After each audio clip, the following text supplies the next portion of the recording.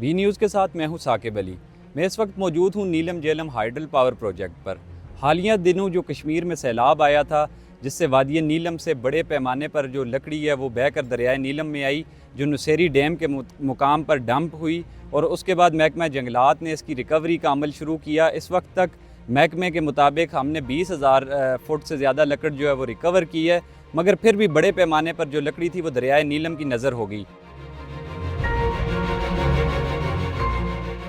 जिससे हुकूमत आज़ाद कश्मीर को अरबों रुपए मालियत का नुकसान हुआ। और अब क्योंकि